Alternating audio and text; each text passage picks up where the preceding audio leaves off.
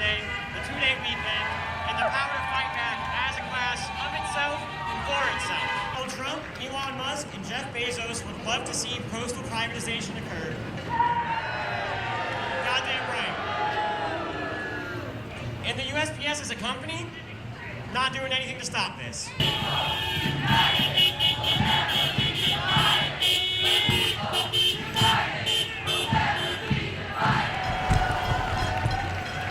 Following his military service, he's worked for the Postal Service for 39 years and has been an active union organizer for 20 years. Let's hear him speak. Thank you. I'm very proud of the 20 years of union activity. I want to thank you guys for showing up. This is absolutely impressive. And standing in front of the post office means something. Because that sends a message to the Postal Service everywhere that we're going to fight universally to save this institution.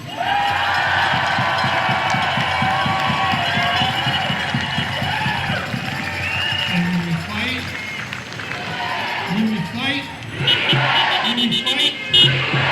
thank you all very much. God bless.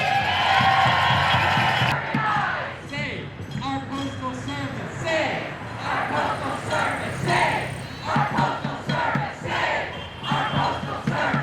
our Postal Service. Save our Postal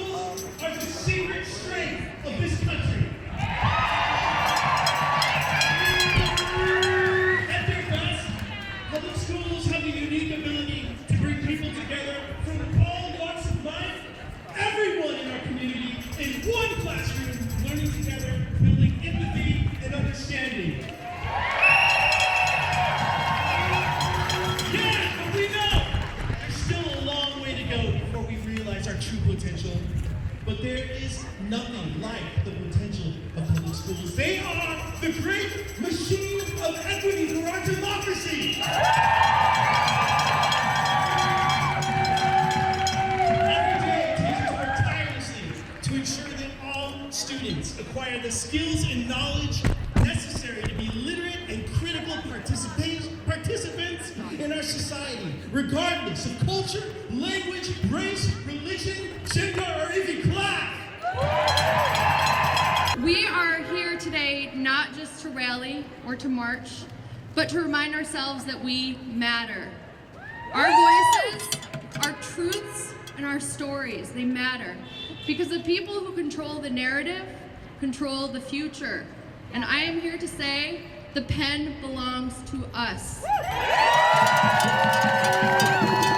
I'm a first-generation American, daughter of a Polish immigrant whose birthday is today.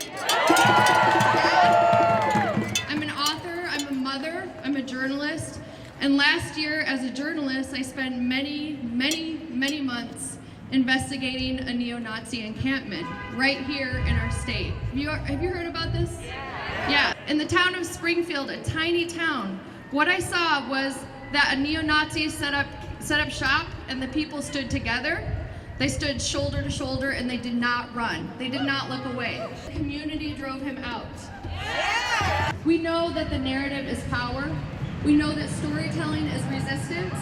And we know that history doesn't just happen, it is authored. So let us be the authors. So we've got a bunch of people waiting for us at Congress Square Park already.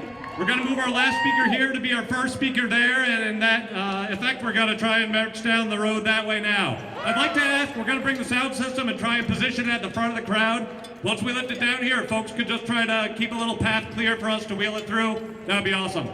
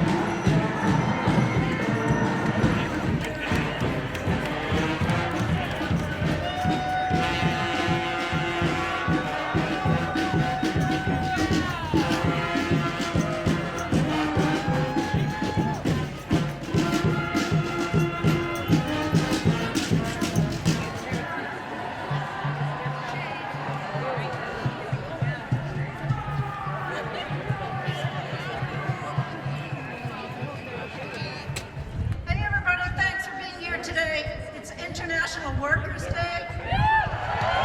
Over a century ago, the industrial workers of the world, also known as the Wobblies, fought to organize workers everywhere into one big union. Their motto was, an injury to one is an injury to all. The Wobblies knew that our power lies in sticking together. It lies in solidarity.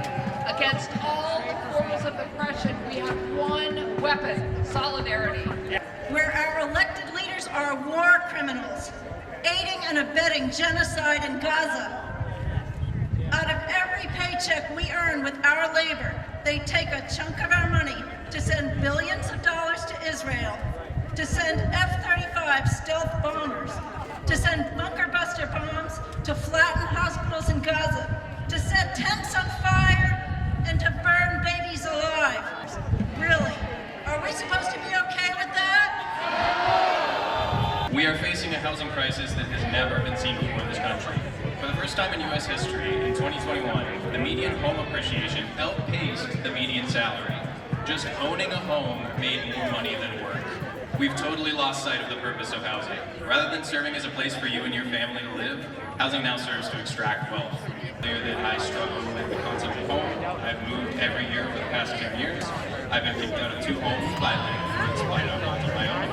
Landlords, our beliefs, our needs, standing up for our communities, standing up for those who can't stand for themselves.